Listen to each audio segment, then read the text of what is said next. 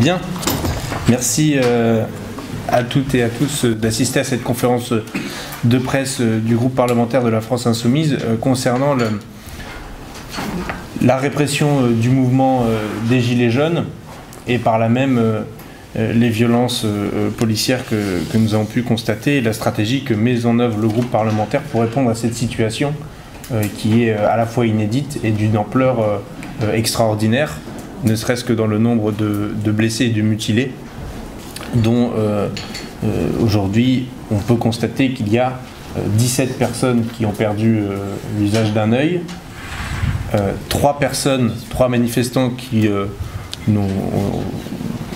se sont vus la main arrachée, un policier lui-même à La Réunion qui a aussi eu la main arrachée par une grenade a priori de type GLI F4. Tout ça dans un climat de répression policier et de répression judiciaire qui va crescendo. J'apprends moi-même ce matin qu'il y a encore eu une arrestation au domicile d'un des Gilets jaunes dans le Nord, qui concerne mon département, mais je sais que ces événements se multiplient chaque jour. Donc pour vous rappeler un peu un certain nombre de faits, le 14 janvier dernier, j'ai pris l'initiative avec le groupe parlementaire de déposer une plainte contre Christophe Castaner, ministre de l'Intérieur, au titre de l'article 431-1 du Code pénal, pour entrave à l'exercice de la liberté de manifestation, à la fois par menace, et puis, si on va plus loin, par au moins voie de fait, sinon par violence. C'est dans la première partie de l'article 431-1, c'est 15 000 € d'amende et 1 an d'emprisonnement. Et s'il y a des voies de fait et des violences, c'est 45 000 € d'amende et 3 ans d'emprisonnement que peut encourir le ministre de l'Intérieur. Le lendemain, une question au gouvernement a été posée par moi-même, toujours au ministre Castaner, notamment sur le déni de l'existence même de violences policières. Vous vous souvenez de ces phrases qu'il a répétées, à la fois devant moi, répétées hier, encore une fois, avant-hier et hier, enfin avant-hier en commission des lois, indiquant qu'il n'avait jamais eu connaissance de policiers ou de gendarmes qui aient pu attaquer des gilets jaunes. Étant entendu qu'il ajoute dans le même moment qu'il y a 81 enquêtes judiciaires menées avec l'IGPN en ce moment, sans compter évidemment toutes les enquêtes administratives en cours dont il n'a pas donné de chiffres à ce jour. Le 16 janvier, il y a aussi une tribune co-signée par l'ensemble du groupe parlementaire et un certain nombre d'autres personnalités, publiée dans Le Monde, qui s'intitule « Il est grand temps d'interdire les flashballs et les grenades de désencerclement ». Le 17 janvier 2019, mon collègue Alexis Corbière, ici présent, vous annonçait par un communiqué de presse que la France Insoumise dépose une proposition de loi pour suspendre l'utilisation des flashballs et des grenades explosives. Il vous le présentera tout de suite après.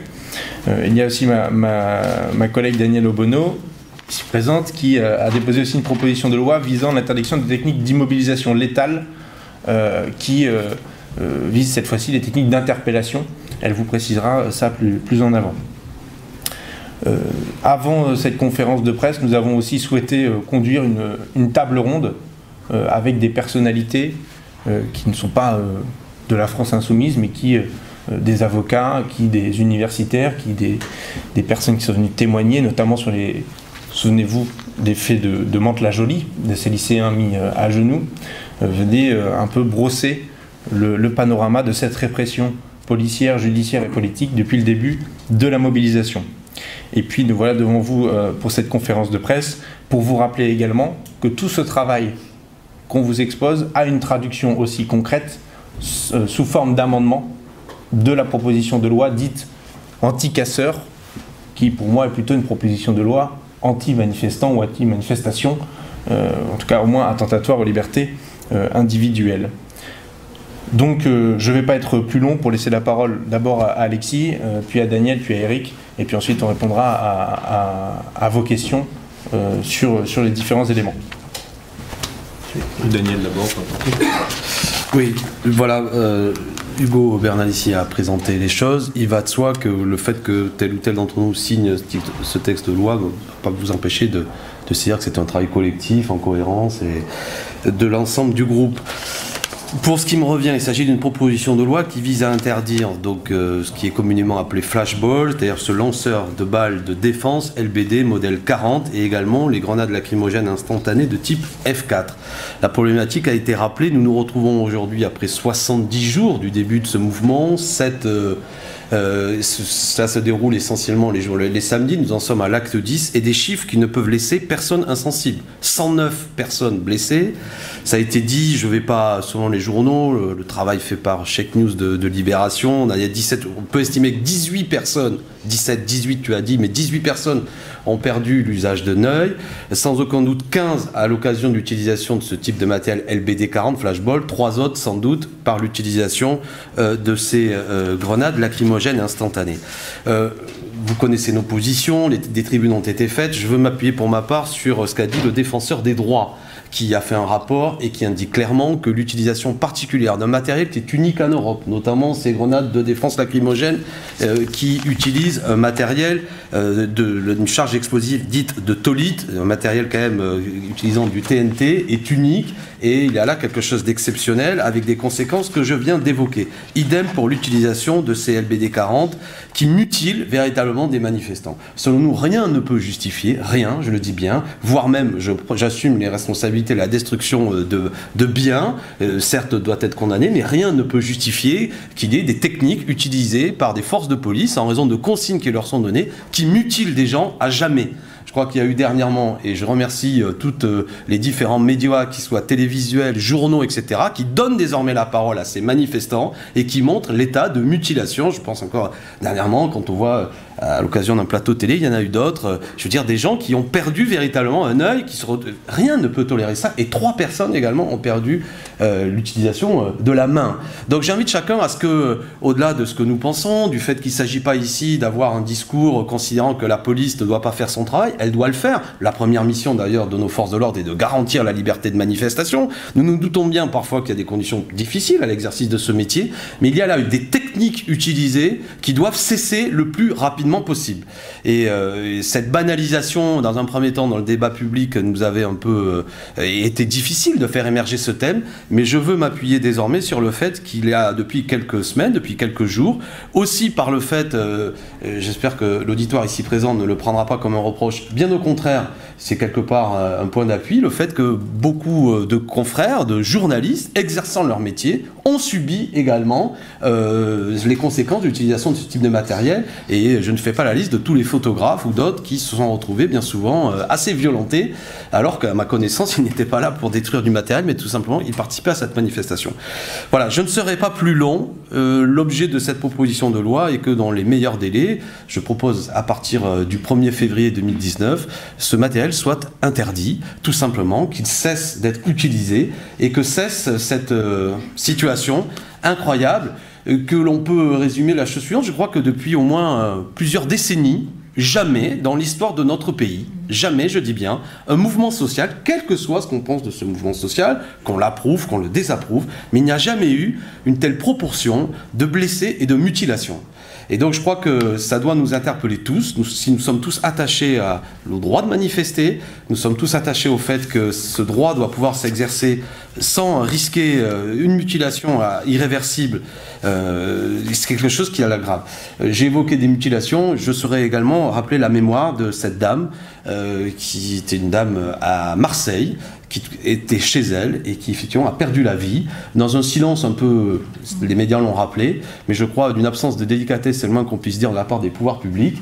Elle était chez elle, une grenade lacrymogène est rentrée dans son domicile et cette dame a perdu la vie. Ça n'est pas quelque chose qui est un à côté également, qui doit être banalisé et qu'on peut ramener en disant il était maladroit qu'elle ait sa fenêtre ouverte à ce moment-là. C'est tout de même quelque chose qui aurait dû, de la part des pouvoirs publics et des responsables des forces de l'ordre, s'interroger sur le fait qu'un tel matériel puisse avoir des conséquences aussi graves.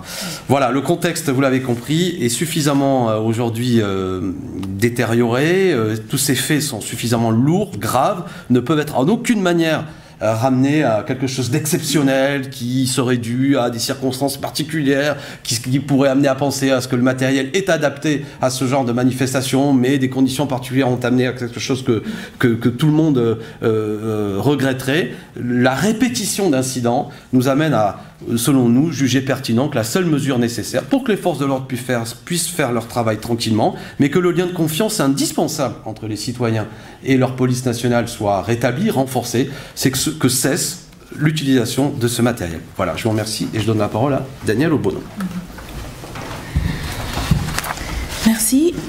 Alors, notre démarche s'inscrit bien évidemment en réactivité aux événements des dernières semaines, mais aussi dans le travail que, en tant que mouvement, nous avons construit depuis plusieurs années, en tant que militants aussi sur l'opposition aux violences policières.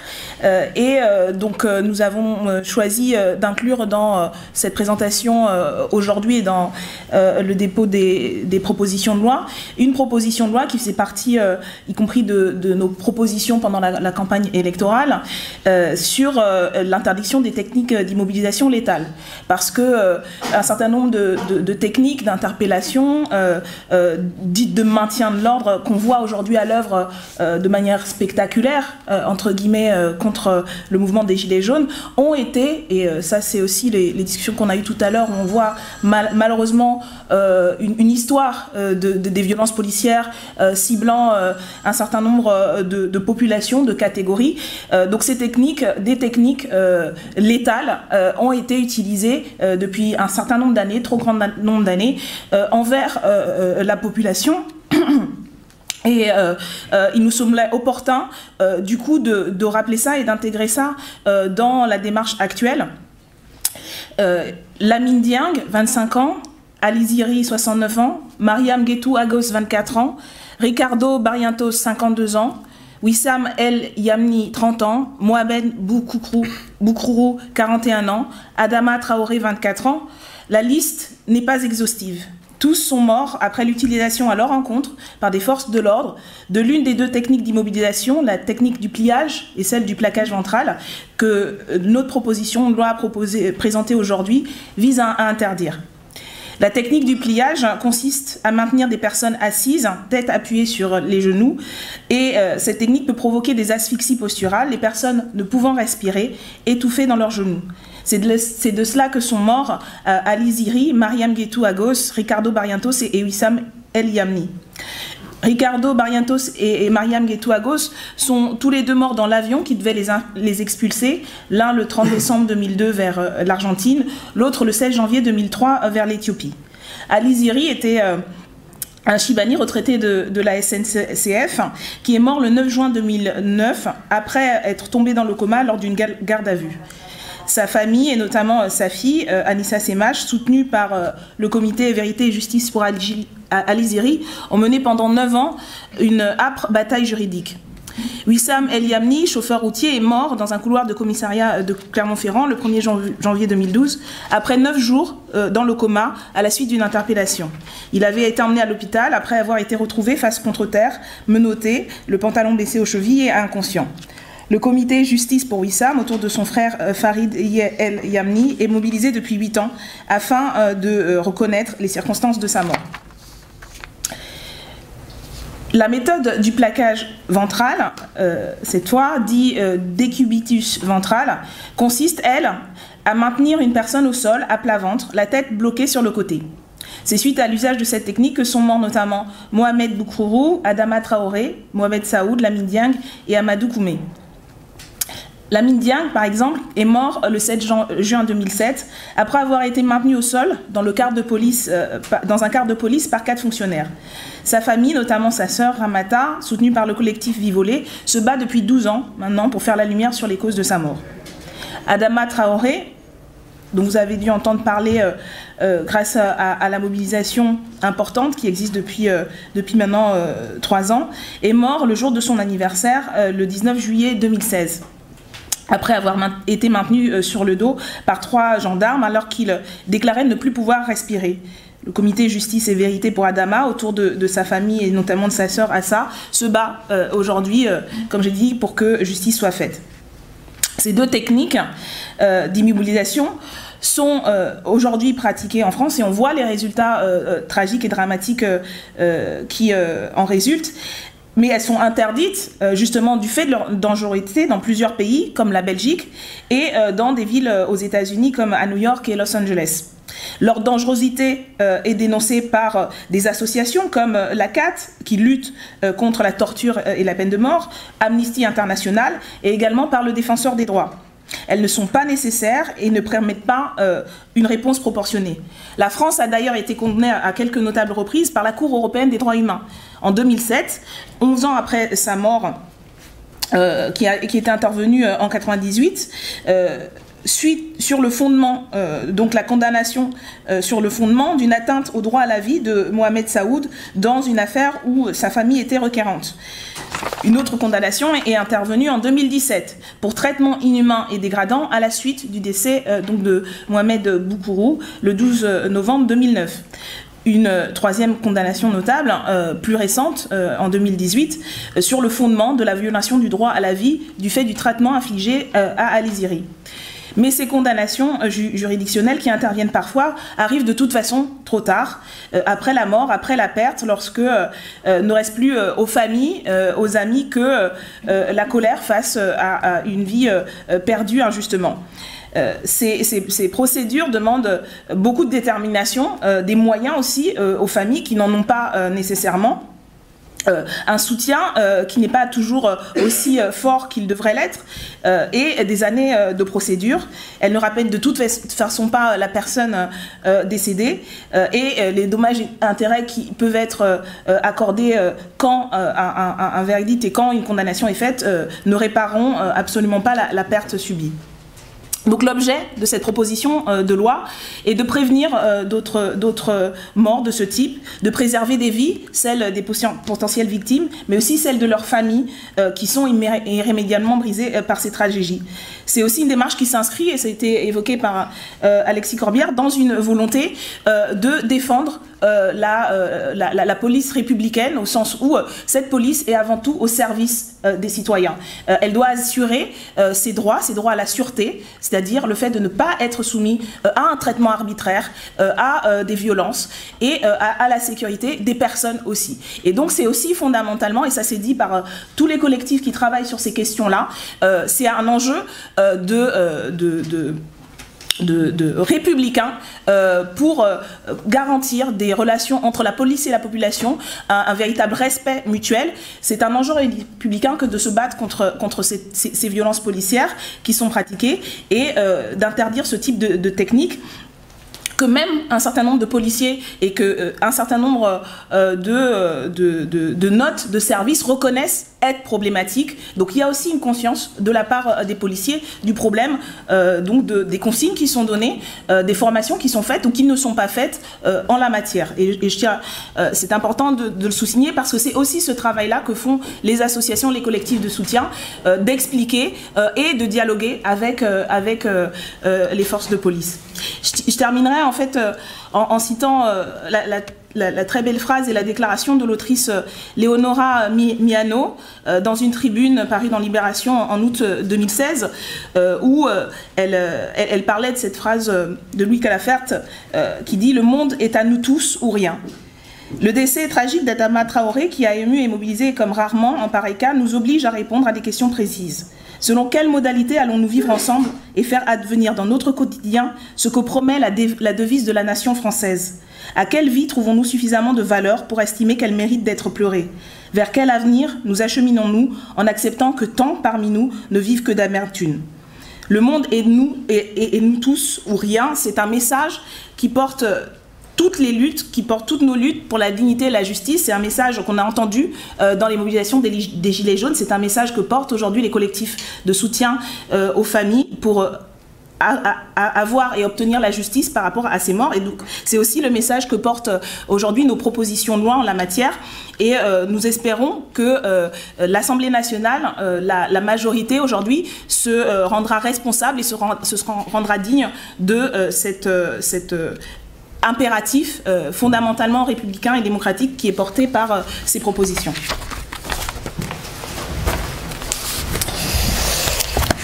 Je vais rajouter quelques mots, puisque en plus de ces projets de loi que nous déposons, il y a bien évidemment notre opposition très ferme à la nouvelle loi anti-casseurs. Et je pensais à quelque chose l'autre jour, en entendant à la commission des lois nos collègues, anciens policiers, comme ça vous le découvrirez facilement, membres de la majorité, expliquant qu'au fond, tout ce que nous disions résume à une chose, nous n'aimons pas la police. Bon. Eh bien, nous aimons justement tellement la police et sa mission républicaine que nous souhaitons qu'elle puisse le poursuivre justement au service de la paix, au service d'une paix publique, au service des citoyens, comme vient de le dire Daniel. Or, tout se passe, et c'est peut-être l'intérêt finalement du mouvement des Gilets jaunes, tout se passe finalement comme si, depuis des années, par rapport à un système, parce que c'est un système, les gens se disaient, bah, finalement, ça concerne l'autre, celui d'à côté, ça ne me concerne pas. Ça concerne l'autre, par exemple, quand quelqu'un est contrôlé au niveau de ses papiers d'identité, souvent un contrôle facial. On avait fait un projet de loi l'an dernier sur le récépissé de contrôle d'identité, et puis qu'on se dit tous, peut-être que s'il est contrôlé, c'est qu'il a fait quelque chose, quoi. Bon. Et puis comme il est noir la plupart du temps, ou en tout cas d'une couleur de peau non blanche, on se dit, c'est ces populations-là, peut-être qu'après tout, classe laborieuse, classe dangereuse, on les catalogue comme ça. Bon, sans même après regarder qu'en réalité, dans 95% des cas, voire plus, ces contrôles d'identité ne débouchent sur rien, parce qu'en réalité, il n'y avait aucune faute au départ pour les justifier. J'allais dire que c'est un peu la même chose, finalement, de ce qui se passe avec le mouvement des Gilets jaunes. Beaucoup de gens qui ont subi, cette fois-ci, non seulement les violences policières, mais aussi les méthodes d'intimidation, que sont ceux, par exemple, de NAS, qui c'était une toute nouvelle technique utilisée depuis quelques années, qui consiste à la fin d'une manifestation, encercler des manifestants pacifiques jusqu'à ce que soit les libérer au bout de plusieurs heures. Moi, ça m'est encore arrivé il n'y a pas longtemps à Place de l'Étoile, avec tous les risques inhérents dans ces cas-là que, effectivement, 3-4 personnes énervées commencent à lancer des projectiles sur la police et que tout le monde, du coup, en subisse les conséquences, mais aussi, malheureusement, avec des gens qui sont mis en garde à vue sans rien avoir fait. Les Gilets jaunes qui sont dans ces mouvements, qui ont peu eu affaire justement à la police pour des raisons sociales, pour des raisons aussi, j'allais dire, géographiques. Il y a ce matin une des personnes, un avocat qui nous expliquait, qui est ici présent, qui nous expliquait qu'il y avait un déplacement géographique finalement du ressenti par rapport à la violence des quartiers populaires, des quartiers périphéries urbaines, avec les manifestations vers des centres-villes où on a peu l'habitude jusqu'à maintenant de voir des LBD, des flashballs, des grenades de désencerclement. On se dit, de plus en plus de gens se rendent compte que du coup, on peut se retrouver nassé, intimidé, victime de LBD sans avoir rien fait. Sans avoir rien fait autre que le droit de manifester. Bien. C'est pareil avec les 150 jeunes de Mantes. On a beaucoup parlé ce matin, où on se disait tout à l'heure avec Alexis que quand on a regardé ces images, on a trouvé ça effectivement scandaleux. Mais qu'on a eu aussi un peu à un moment donné le réflexe de se dire, d'écouter, quand c'était la version officielle, que peut-être qu'il y avait eu des événements tellement violents autour que les policiers s'étaient retrouvés dans la situation de devoir encercler ces jeunes et puis après d'avoir commis ces actes d'humiliation qui évidemment n'étaient pas justifiés. Eh ben non, on apprend au final qu'il n'y avait rien eu de tout ça, ou en tout cas rien eu de proportionnel qui justifie à un moment donné qu'on mette 150 personnes, sans même savoir qui avait commis, etc., pour, j'allais dire, qu'ils n'avaient rien fait. Bon, c'est ça la situation. Et je crois que tous ces faits doivent nous prouver quelque chose. C'est que les violences policières, la question de l'intimidation aussi à travers les NAS qui visent finalement à, j'allais dire, enfreindre le droit de manifester. La question aussi des violences judiciaires à travers des arrestations préventives dont nous avons tous vu pendant le mouvement des Gilets jaunes qu'elles concernaient des milliers de personnes, simplement des fois parce qu'ils avaient juste un mouchoir dans la main pour se protéger contre des gaz lacrymogènes, voire parfois rien.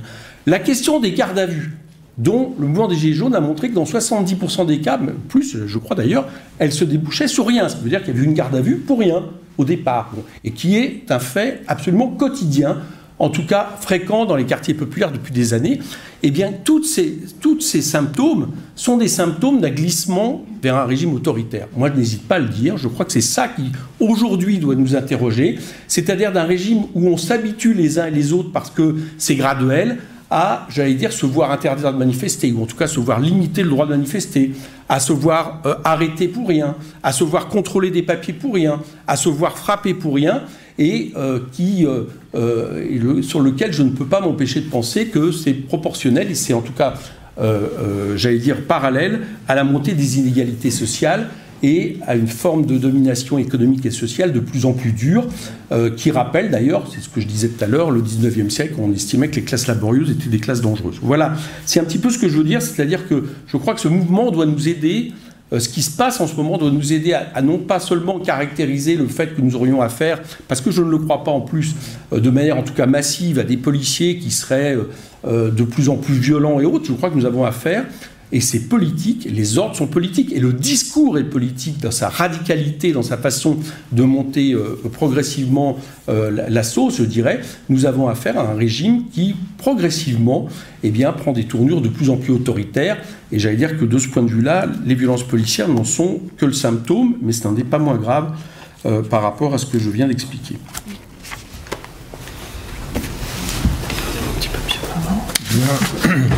Je vais juste vous préciser un petit point pour compléter le tableau.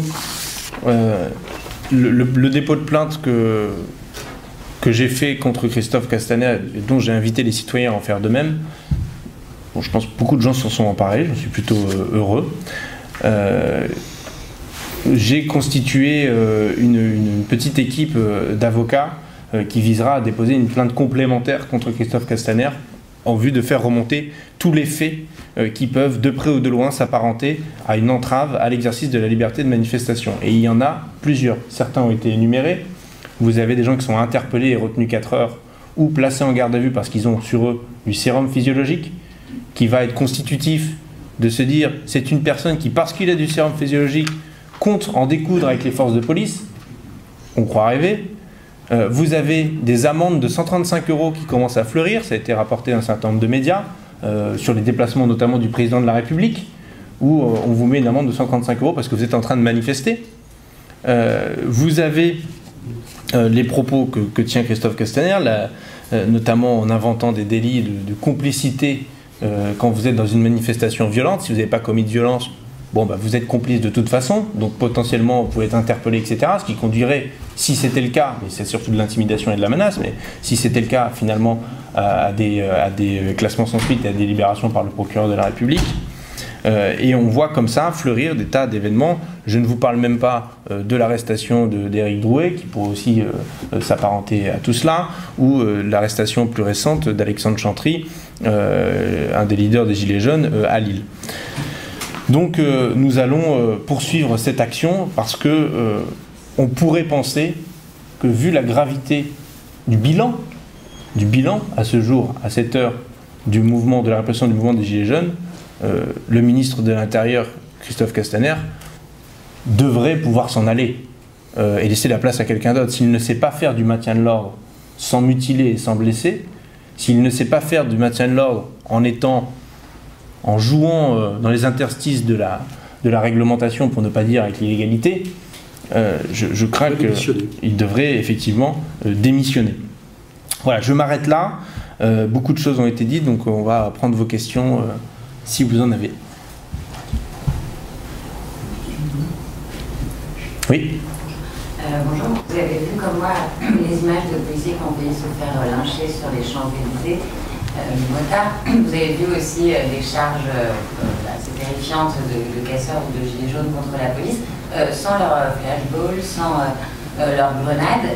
Comment peuvent-ils se défendre? Parce que vous parlez beaucoup des violences policières, mais vous ne parlez pas aussi de ce qui peut conduire à la panique des policiers parfois, où je ne les exonère pas. Hein. Et il y a des journalistes qui ont été victimes de violences policières, il y a aussi beaucoup de journalistes qui ont été victimes des violences des gilets jaunes. Donc, comment on répond si on désarme les policiers, en fait? Qu'est-ce qu'ils vont faire Alors, merci pour votre question, parce que ça va nous permettre de discuter d'un point déterminant qui fait partie aussi des amendements qu'on a pu déposer là sur la proposition de loi dite anti-casseurs. c'est la question de la stratégie de maintien de l'ordre et de la doctrine de maintien de l'ordre. Nous défendons une doctrine de maintien de l'ordre de désescalade. Par quoi ça passe? C'est ce que font en partie les Allemands. Alors il y a différents degrés, différents dispositifs, hein, ce que peuvent faire aussi parfois les Belges. Les Anglais, c'est encore une autre méthode. Mais il y a peut-être une voie française à retrouver, peut-être, même pas tant à trouver, mais à retrouver, de désescalade. Ça peut passer pour les individus qui sont violents, dont on le sait qu'ils sont violents, par des moyens de renseignement classiques, dont on dispose déjà à l'heure actuelle. Là, je vous renvoie notamment à l'interpellation de 6 individus qui étaient liés aux mouvances d'extrême droite, ça a été relaté par vos collègues du Monde, avec le renfort de la DGSI pour les identifier lors de la manifestation, je crois que c'était celle du 1er décembre, et ensuite les interpeller et leur reprocher les faits qu'ils avaient commis. Donc quand on veut mettre des moyens pour trouver les auteurs concrètement de violence, on sait le faire, et non pas prendre les gens comme ça au hasard, où vous finissez par avoir un ministre de l'Intérieur qui vous explique que bah oui, on n'a pas attrapé les bons, c'est des gens qui étaient là et qui sont fait engrainer. Je vous renvoie à l'audition du ministre en décembre dernier, justement sur la question de la gestion du maintien de l'ordre. Et il y a tout un tas de pays, les Allemands par exemple, où vous n'avez pas de grenades explosives, ni de désencerclement, ni de lacrymogènes. Les grenades offensives, heureusement, ont été interdites suite au décès de Rémi Fraisse, au décès tragique de Rémi Fraisse, je vous le rappelle. Et ils n'ont pas non plus de lanceurs de balles de défense 40. Et pourtant, il y a du maintien de l'ordre. Ça se fait, ça se gère. Par des dispositifs aussi qui sont plus en retrait. Parce que à contrario du principe de désescalade, vous avez aujourd'hui un maintien de l'ordre qui conduit à l'escalade.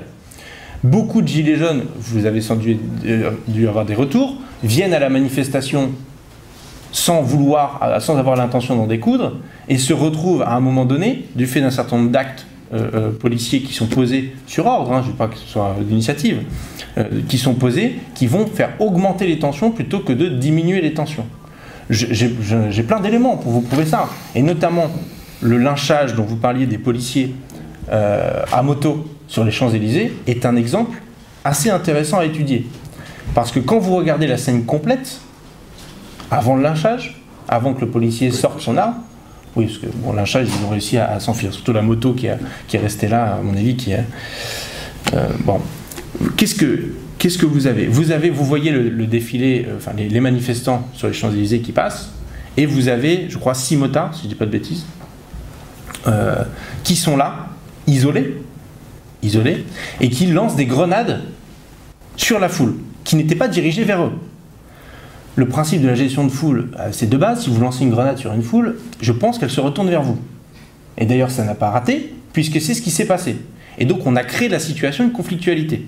Et ensuite, vous avez 6 policiers qui se retrouvent devant 300, 400 personnes, sans pouvoir gérer quoi que ce soit. Le maintien de l'ordre jusqu'à présent, il était fait de telle sorte que vous avez des rangées de CRS ou des gardes mobiles qui sont suffisamment nombreux, avec d'autres dispositifs autour, de sorte à ce qu'il n'y ait personne qui se sente isolé. Et moi, j'alerte. J'alerte précisément sur les techniques de maintien de l'ordre, la doctrine qu'essaye de mettre sur pied Christophe Castaner, c'est même pas qu'il essaye, c'est qu'il l'a mise sur pied, avec ces histoires d'avoir un dispositif plus mobile. Alors on pourrait se sentir... ah, c'est nouveau, c'est génial, ça marche bien, parce que le dispositif plus mobile, vu que les groupes de gilets jaunes sont plus mobiles et se déplacent, finalement, on va pouvoir mieux les coller. Sauf que ça conduit à quoi? Ça conduit à avoir des effectifs de police réduits, isolés, qui eux, ensuite, peuvent être mis en difficulté. Donc cette gestion policière, cette gestion du maintien de l'ordre, met en danger à la fois les manifestants et les policiers eux-mêmes. C'est pour ça qu'il est temps de revoir ça et de remettre ça sur pied. Et quand j'entends que le ministre de l'Intérieur nous explique « oui, on va entamer une grande réflexion sur le maintien de l'ordre », c'est pas avec cet objectif-là. C'est avec cet objectif de ancrer définitivement dans les techniques de maintien de l'ordre cette mobilité dont on vient de parler. Par ailleurs, je vous alerte sur le fait que les mutilés et les blessés, la grande majorité des blessés et des mutilés, pour pas dire la quasi-totalité, ne sont pas des gens qui étaient en train de casser une vitrine. Quand vous regardez ce qui se passe à Bordeaux, et je reviens là-dessus parce que ça m'a particulièrement choqué, vous voyez ce pompier volontaire qui tombe au sol. J'ai interpellé le ministre là-dessus lors de ma question au gouvernement. en rappelant les pompiers qui étaient décédés rue de Trévise dans l'explosion, en rappelant les pompiers qui se font caillasser régulièrement et en voulant rendre hommage aussi à ce pompier qui a été placé dans le coma et qui en est sorti depuis. Pas un mot de la part du ministre pour ce pompier volontaire. Pas un mot. Même pas « Ah oui, c'est dommageable, j'espère qu'il va se remettre ». Rien. Rien. Et quelle est la scène? On a un manifestant gilet jaune qui fuit, qui court et qui se fait tirer dessus. Le lanceur de balles de défense, il est censé avoir le mot défense dedans. Elle est où l'agression des policiers dans ce cas de figure? Et elle est où l'agression des policiers quand ce sont vos collègues qui sont en train de prendre des photos ou de filmer? Elle est où? Alors moi je veux bien qu'on me dise que les balles de défense, les LBD servent à se défendre quand la foule attaque les policiers, sauf que ces cas de figure-là, finalement, sont très peu nombreux. Et oui, quand les policiers se font attaquer, c'est parce qu'ils ont été isolés par ce dispositif idiot, je vous le dis, qui est ce dispositif mobile qui vise à finalement faire en sorte que les policiers ou les gendarmes, quand ce sont les gendarmes, se retrouvent en infériorité numérique et isolés de leurs collègues. J'espère avoir été complet dans mon explication. Excusez-moi. Oui. Vous me parlez de police républicaine, hein, oui. Toujours pour essayer de jouer sur le fait qu'il y aurait des bons et des mauvais policiers, ceux qui sont bien formés, mal formés. Mais en revanche, en ce moment, on entend essentiellement toujours les mêmes en fait, qui s'expriment, et eux réclament les armes, eux réclament cette même doctrine d'escalade ou de confrontation, même à la distance. Donc face à ça, quels sont vos interlocuteurs au sein de la police? Parce que, a priori, moi je ne les connais pas, les flics qui sont mesurés et qui aimeraient gérer les manifs. Je vous en présenterai alors. Je vous en présenterai avec grand plaisir. J'en connais au moins qui est dans un syndicat, certes très minoritaire. 100 000, ouais. Non. Oui, sauf que vous me dites, ils sont où? Qui sont-ils? Je vous en donne au moins. Je crois que M. Langlois, syndicaliste à VJ, Ils ne parlent pas beaucoup. Invitez-les plus souvent sur les plateaux et vous verrez, ils parleront beaucoup plus. Mais clairement, moi j'ai rencontré aussi les policiers de l'UNPI, l'Union nationale des policiers indépendants, qui était le mouvement qui s'est structuré après le mouvement des policiers en colère, avec cette policière qui a mis fin à ses jours, Maggie. J'ai peur d'écorcher son nom de famille, mais donc je ne vais pas le prononcer, mais vous voyez de qui il s'agit. Qui sont venus me voir et parce qu'ils ne sont pas un syndicat, ont eu une parole peut-être un peu plus libre et un peu moins, j'ose le terme, politicienne, qui s'inquiètent de ce qui est en train de se passer. Je crois qu'on voit fleurir aussi sur les réseaux sociaux, et ça me rappelle une vidéo du début du mouvement qui a été publiée sur le site de France Info, d'un CRS qui, à visage masqué, témoignait que les ordres qui lui étaient donnés au moment de la manifestation du 1er décembre, et c'était, textuellement, il dit « Allez les gars, allez-y ». Quand vous êtes sous le bouclier, enfin derrière le bouclier, sous l'armure, etc., et que l'ordre qu'on vous dit c'est « Les gars, allez-y », c'est pas un ordre. Donc, il y a une responsabilité individuelle des policiers. Et il y en a toujours eu, et c'est le ministère de l'Intérieur, qui prononce le plus de sanctions chaque année, entre 7 et 8 000 sanctions disciplinaires. D'accord ? Donc, ça existe, et etc. Et tant mieux parce qu'on souhaite avoir une police exemplaire. 7 et 8 sanctions, mais ouais. Sur le maintien de l'ordre, sur les sanctions disciplinaires. En général. Mais il y en a aussi sur le maintien de l'ordre. Hein. C'est pas exclu. Non, parce que je ne suis pas encore ministre de l'Intérieur, mais j'espère que ça ne saurait tarder. Non, mais vraiment, vous avez ça. Après, il y a une responsabilité hiérarchique. Il y a des ordres qui sont donnés dans tout ça. Le tir tendu de LBD ne peut se faire, en théorie, que sur ordre. Tir tendu à courte distance. Le tir de LBD tout court, car par définition, le tir d'LBD est tendu. Oui, mais bon, disons que si on t'attaque et que tu es en légitime défense, tu pourrais pouvoir l'utiliser normalement sans avoir un ordre. Mais du coup, merci de préciser ça, Alexis, tu as raison. Donc il y a des ordres qui sont donnés. Il y a des choses qui sont organisées. Et oui, on dit qu'on veut une police républicaine parce qu'on n'a jamais dit qu'on voulait supprimer la police. D'ailleurs, on proposait dans le programme L'Avenir en commun, et c'est toujours d'actualité, d'avoir 10 000 recrutements supplémentaires au sein du ministère de l'Intérieur, dont 3 000 policiers et 2 000 de la police technique et scientifique, parce que je pense que le judiciaire, la fonction judiciaire dans la police est en crise et qu'il est temps d'y remédier et de remettre cette fonction et cette noblesse sur pied.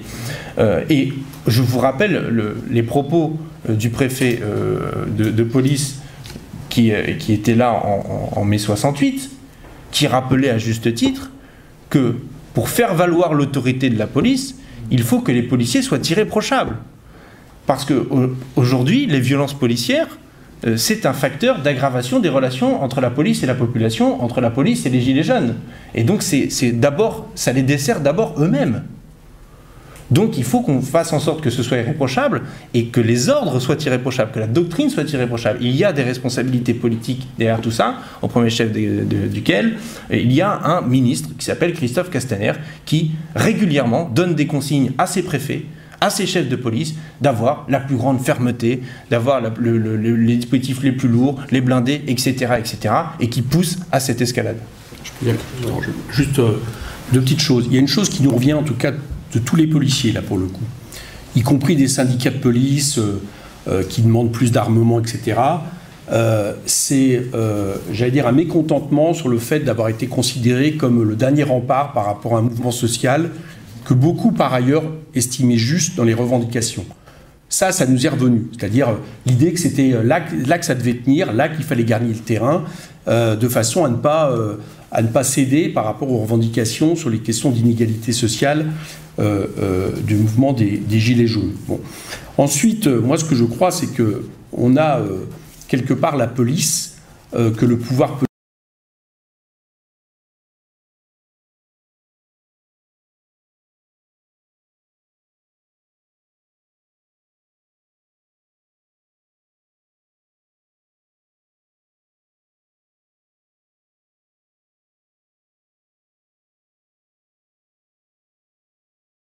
dire, ne peut que susciter à un moment donné une utilisation violente de la police. Je vais vous donner un exemple, non pas sur les manifestations, mais sur la question des quartiers populaires. D'accord ?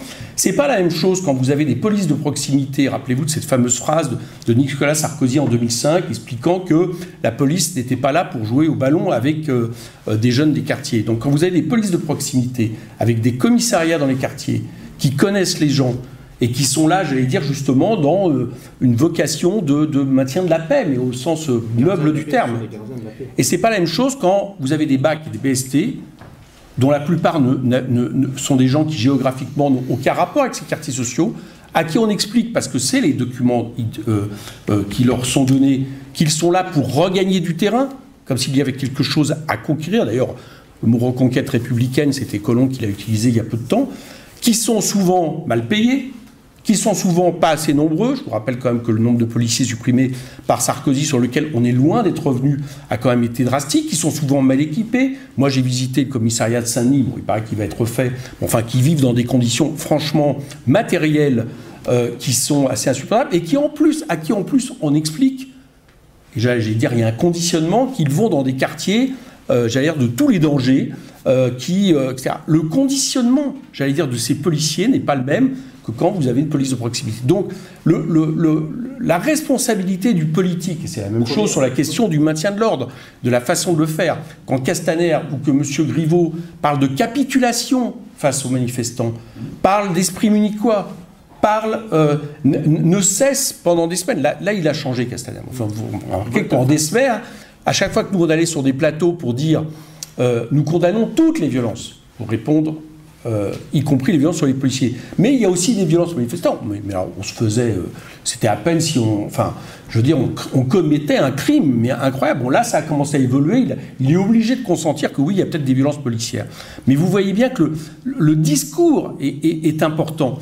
Et moi, je crois une chose, c'est que la police, elle a évidemment un pouvoir important, qui est celui de pouvoir exercer une violence légitime, c'est pas le moindre, c'est presque le pouvoir le plus important qu'on puisse estimer dans une république, y compris jusqu'à tuer s'ils sont en situation de légitime défense.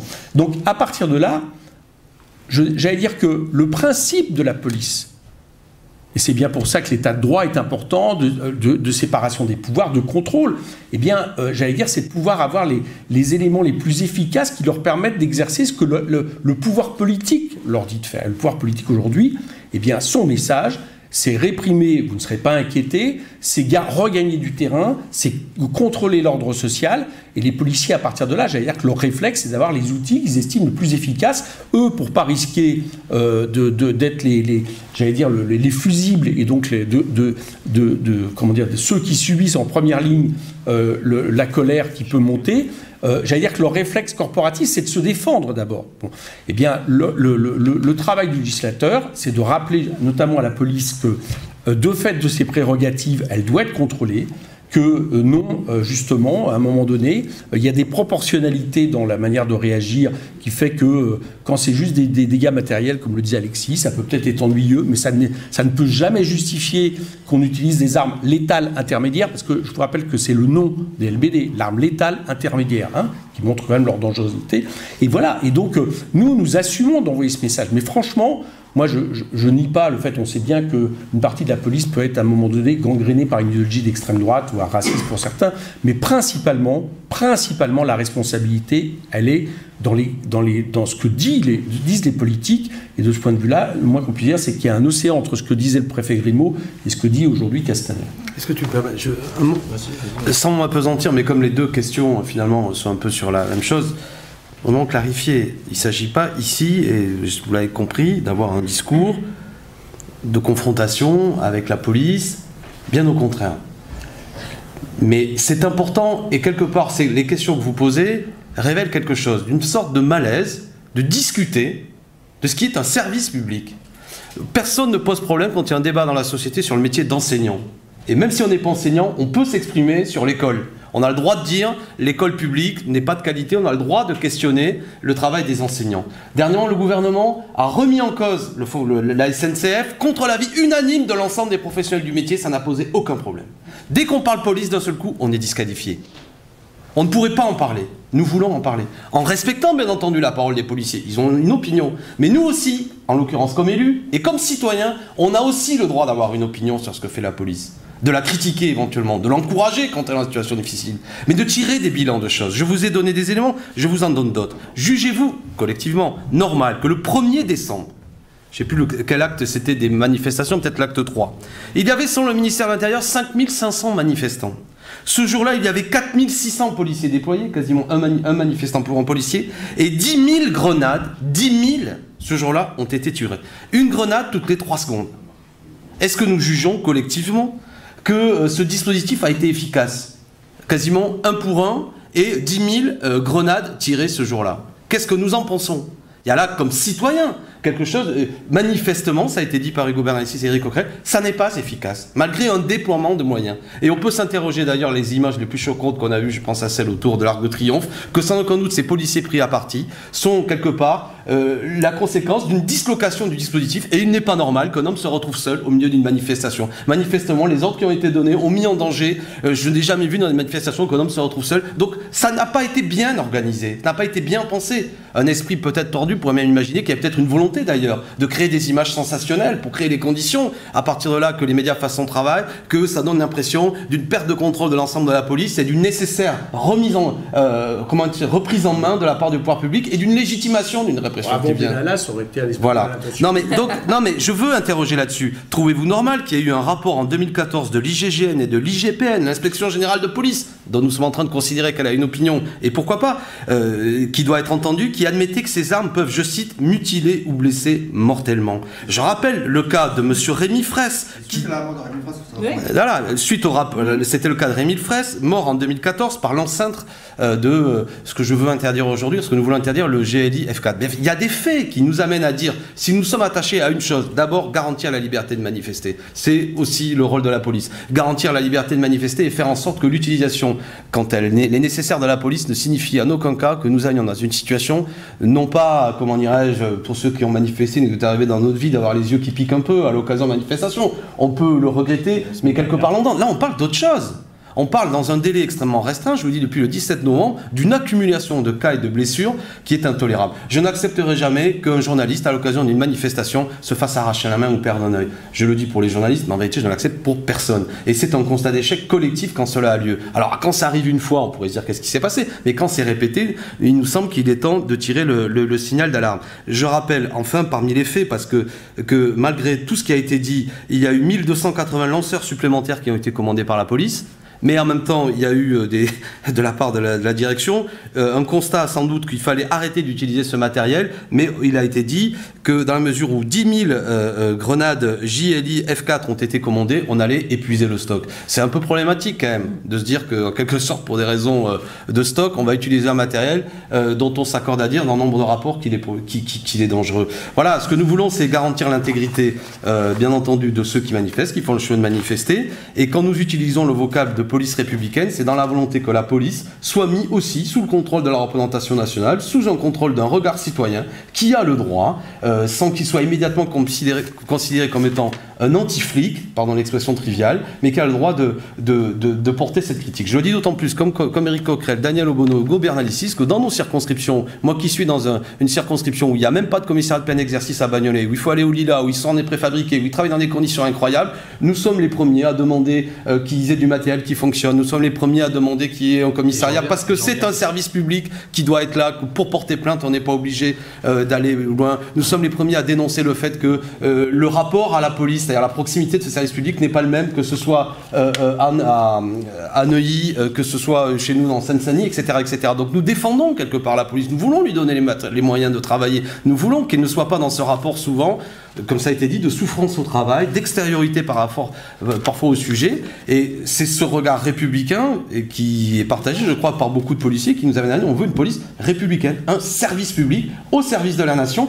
et pas une institution qui s'autonomise au bout d'un moment, c'est-à-dire qui n'a de compte à rendre qu'à elle-même, qui a ses propres codes, qui n'accepte pas le regard extérieur et qui légitime en raison de politique, et notamment on va citer en premier particulièrement M. Nicolas Sarkozy, que quelque part n'importe quel discours citoyen critique vis-à-vis de la police est en quelque sorte un discours qui ne veut pas de police et est un discours qui en vérité est pro-délinquant. Voilà, sortons de ce regard binaire parce que sinon on ne peut plus discuter, et ça me semble être particulièrement regrettable dans un moment où il est nécessaire d'avoir justement cette possibilité de lancer le débat. Et je veux dire que là-dedans, la faiblesse politique de M. Castaner, car il est très faible politiquement, c'est un ministre de l'Intérieur d'une rare incompétence. Moi j'ai connu, non mais je tiens à le dire, je tiens à rappeler que quand j'étais, moi, je cite souvent cet exemple, lorsqu'il y avait eu un mort à l'occasion d'une manifestation lycéenne étudiante qui nous a beaucoup marqué, un ministre, c'était celui de l'enseignement supérieur, il était ministre. Non mais n'empêche que M. Devaquet, devant la mort d'un étudiant, avait démissionné car il a dit aucun projet de loi ne justifie la mort d'un étudiant. J'observe que maintenant, voilà, tu as rappelé son nom, une vieille dame à Marseille, chez elle, prend une grenade lacrymogène qui rentre chez elle, elle décède. On a des gens qui, aux alentours des manifestations, décèdent. On a des jeunes gens qui se retrouvent avec des mains arrachées. On a des témoins. Et tout ça se passe avec un ministre qui, finalement, on a l'impression qu'il est là et qu'il ne contrôle plus rien. Alors, s'il ne contrôle pas, qu'il laisse la place à d'autres. Et s'il contrôle, il est responsable. Mais dans les deux cas, il y a un problème. Et là-dessus, politiquement, il a des comptes à rendre. Oui. Excusez-moi, je vois qu'il y a... Pardon, oui. Non, juste un truc sur le... Il y avait le... Une question. Ouais, je m'éloigne un tout petit peu des violences policières, mais on reste quand même dans les manifestations. Vous allez discuter du soutien à apporter à la mobilisation qui est prévue le 5 février, à laquelle plusieurs syndicats ont appelé. Vous allez avoir une réunion mardi pour discuter. Juste pour préciser, parce qu'il y a des appels à la grève générale, mouvement interprofessionnel, de savoir un peu sur quoi vous allez discuter. Bah écoutez, ouais, je vais juste dire deux mots. Moi, mon sentiment, Eric va donner le sien. Clairement, tout ce qui va dans le sens d'élargir la mobilisation, de la renforcer et qu'elle se diffuse dans la société pour arracher ce qui semble nécessaire, c'est-à-dire une véritable justice fiscale, justice sociale et justice environnementale, va dans le bon sens. Donc on verra les modalités mardi ensemble, de discuter de comment nous on se positionne exactement, précisément. Mais en tout cas, mon sentiment, le mien, est celui-là. Nous, on a entendu, là, il y a quelques jours, des gens qui étaient très soulagés, du côté de Davos, du fait que le mouvement des Gilets jaunes n'avait pas eu de répercussions dans les entreprises. Bah voilà, nous, on pense que ça serait bien qu'il y ait des répercussions dans les entreprises, parce que c'est le même problème d'inégalité sociale, donc de salaire insuffisant, de conditions de travail qui est posé. Et ce que nous observons, c'est que pas des leaders, parce qu'ils ne veulent pas le terme de leader, mais enfin des personnalités qui sont dans le mouvement des Gilets jaunes ont, pour la première fois, exprimé le vœu de rejoindre la mobilisation déjà décidée par les syndicales 5 et voir qu'elle se développe et qu'elle, en termes de grève générale. Voilà. On trouve que c'est des très bonnes idées. Donc les raisons pour lesquelles on va en discuter, mais qu'on a plutôt un a priori favorable. On a entendu aussi Olivier Besancenot proposer une rencontre qui pourrait être celle de tous ceux qui, dans le mouvement politique, social, associatif, citoyen, on a vu qu'il y a des intellectuels, soutiennent de manière très claire le mouvement des Gilets jaunes et appellent justement à l'élargir, à le soutenir. On trouve aussi que c'est une bonne idée. Et pour rien vous cacher, je suis en discussion avec Olivier Besancenot pour voir comment on pourrait élargir tout ça. Voilà. Est-ce que vous allez peut-être pouvoir réactiver le dispositif qu'il y avait eu au moment du mouvement précédent? Non, manifestement, pour vous répondre là-dessus, il se trouve que l'étendue de ce que vous appelez le dispositif, c'est-à-dire Marée populaire, c'est ça notamment? D'accord. La Fondation Cooper. Voilà. D'accord. Il se trouve que pour le moment, il ne nous a pas échappé que tous les acteurs qui s'étaient retrouvés, syndicaux, etc., n'ont pas forcément tous la même approche, ou en tout cas le même degré d'adhésion et de soutien du mouvement des Gilets jaunes. Donc on va le faire avec, pour l'instant, tous ceux, heureusement de plus en plus nombreux d'ailleurs, qui soutiennent de manière très claire le mouvement des Gilets jaunes et les revendications de plus en plus progressistes contre les privilèges, contre les taxations injustes, contre les inégalités sociales, et pour aussi des référendums de type démocratique qui sont ceux des Gilets jaunes. Donc ça fait un bout de temps qu'on y réfléchit. Comme apparemment eux-mêmes maintenant appellent à cet élargissement, on ne voulait pas parler en leur nom, là je parle en l'occurrence de l'appel d'Éric Drouet notamment, eh bien ça va nous permettre justement de matérialiser un peu plus ce soutien et pourquoi pas justement à travers populariser, même si c'est les syndicats qui en dernier ressort ont la possibilité de la déclencher, mais l'idée de grève reconductive, voire de grève générale. Moi, je voulais rajouter, parce que c'est quand même effectivement lié à ce dont on parle là, puisque cette répression, elle intervient parce qu'il y a ce mouvement important, ce mouvement social populaire, et que la meilleure réponse, à la fois pour nous en termes de parlementaires institutionnels, c'est de faire ces propositions qui garantissent la liberté de manifester, mais il y a un enjeu, effectivement, à ce que la mobilisation sociale, populaire, de l'ensemble des secteurs en lutte et qui luttent, il y a eu des mobilisations des soignants et des soignantes, des avocats, il y a eu des secteurs comme les salariés du parc Hayat qui sont battus pendant des semaines. Donc en fait partout dans le pays sur tout un ensemble de questions qui traduisent d'ailleurs ce qu'ont porté le mouvement des Gilets jaunes, il y a des mobilisations sociales importantes et la meilleure réponse justement puisque la seule réponse du pouvoir c'est la répression policière et judiciaire et ensuite les enfumages de non-débat qui sont mis en place par en haut.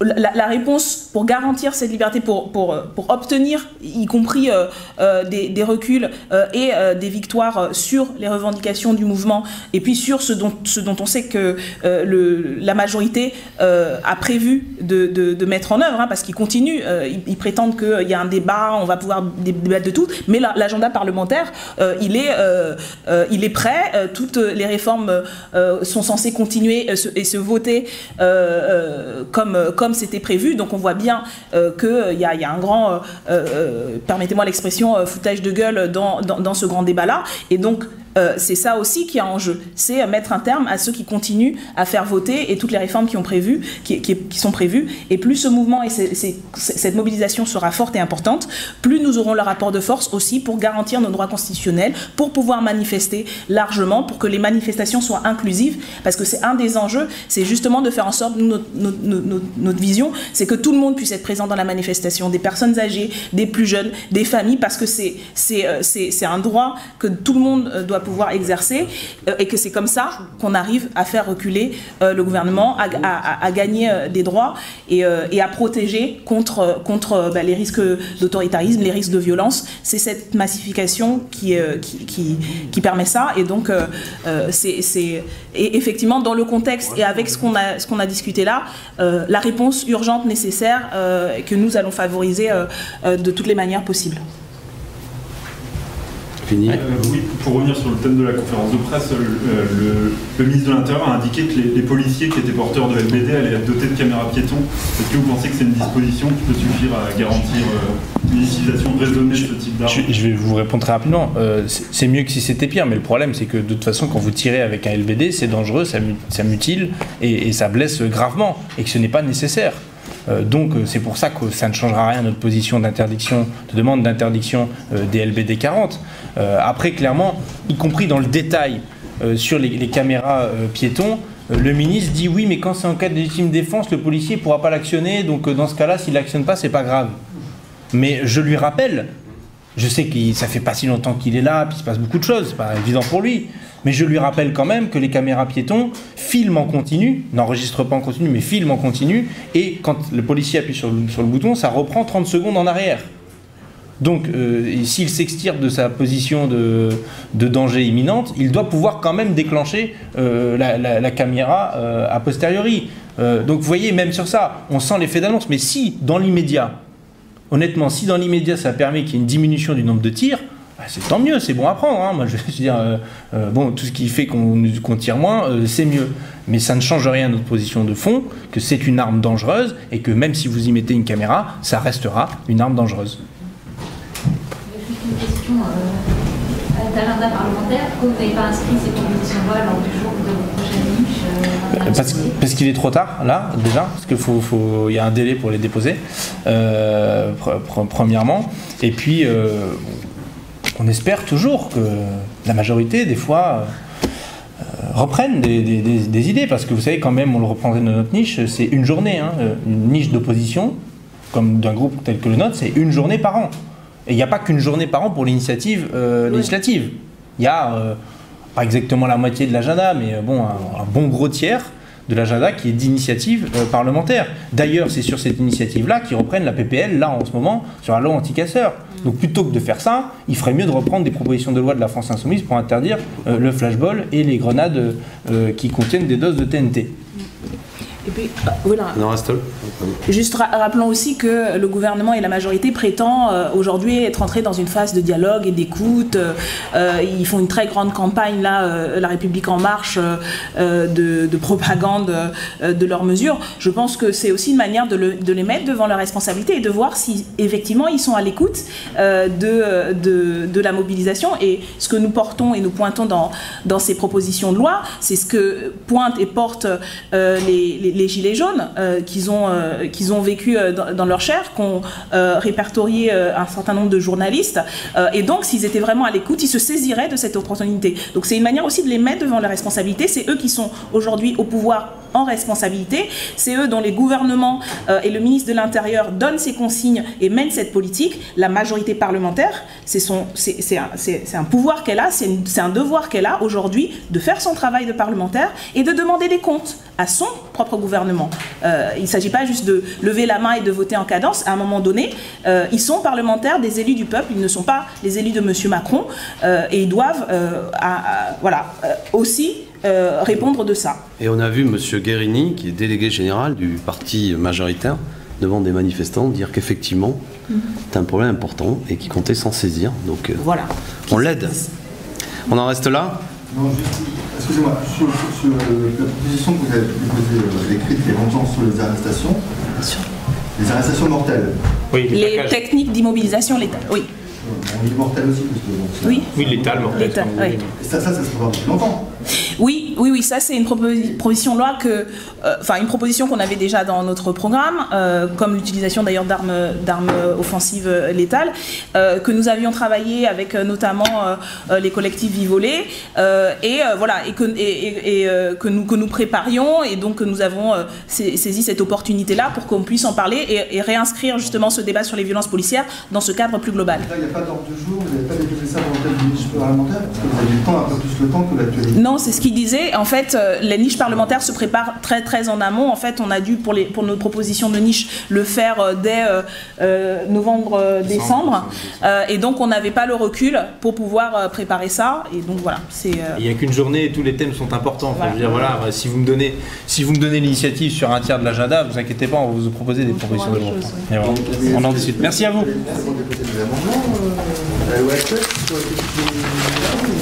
Non, c'est du règlement.